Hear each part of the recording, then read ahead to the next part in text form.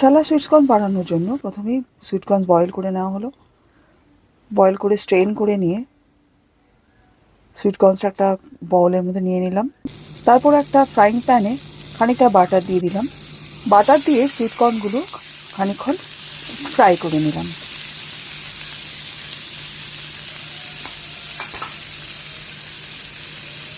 Butter কিন্তু দিতেই হবে, বাটার ছাড়া কিন্তু সুইটকর্ন ফ্রাই করলে অ্যাকচুয়াল টেস্টটা হবে না।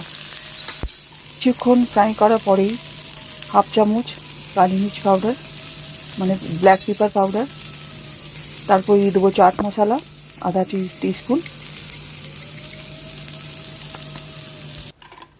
যদি মিক্সড হার্বস থাকে সেটাও দিতে পারি আধা টিস্পুন।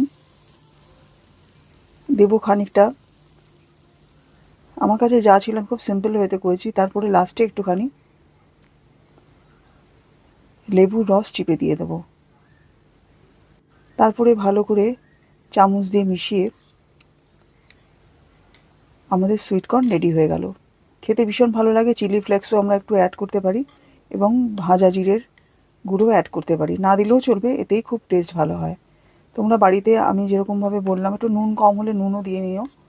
আমি যেইভাবে সুইটকর্ন বানালাম যদি বানাও, বানিয়ে দেখো, আশা করি খুব ভালো লাগবে। আমি নিজে করে খেয়েছি, একদম যেরকম আমরা বাইরে কিনে খাই ওরকমই লাগে খেতে।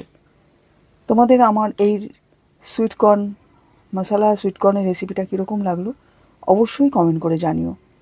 আমি আরও রেসিপি নিয়ে আসবো, কমেন্ট করে জানাও তোমাদের কীরকম লাগলো আমার ভিডিওটা।